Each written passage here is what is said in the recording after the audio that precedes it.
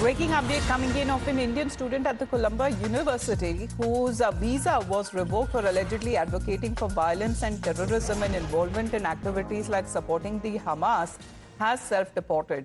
Ranjani Srinivasan, a citizen and a national of India, entered the United States on F1 student visa as a doctoral student in urban planning at the Columbia University, the Department of Homeland Security said in a statement. It added that Srinivasan was involved in activities like supporting the Hamas, which is a terrorist organization. Let's get in a word from Pradeep Datta right now. Pradeep, self-deporting as far as when it comes to this Indian student is concerned at the Columbia University, whose visa was revoked for allegedly advocating for violence and terrorism. Can you tell us exactly what has happened here?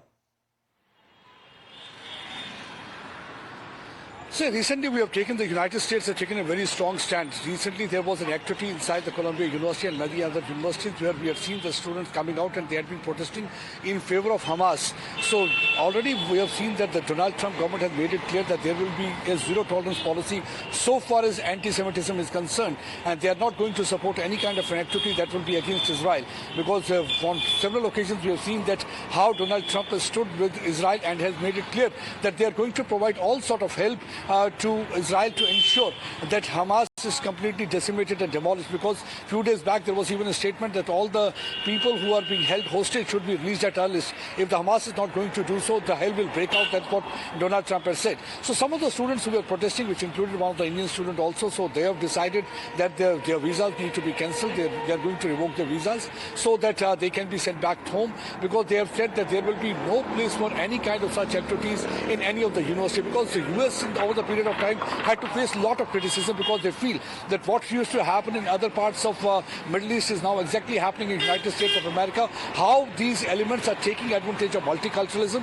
and how they are taking advantage of democracy to further create an atmosphere that is against the other nations. So that is not being tolerated, and we have seen that how they were raising slogans, they were coming out protesting, and the kind of material that has been recovered from the student is something that is objectionable to the United States of America. So very strong stand being taken and a strong message is being conveyed. Whosoever from any of the country, any of the nationality coming out and speaking, because it has become quite fashionable for the students, especially in the Columbia University and other places in the United States of America, where they start raising slogans in favor of Hamas, because Hamas is a terror organization. What really happened on October 7 last year can't be tolerated, because they were the one who had intruded inside the Israeli territory, and more than 1,600 people were killed, which included women and children, and some of them were burnt alive. I was there, I covered, I saw that what kind of problem the parents had to face. For days together they had been standing outside hospital because they were not able to recognize the body of their near and dear ones, because even after seeing the denture, the forensic expert couldn't tell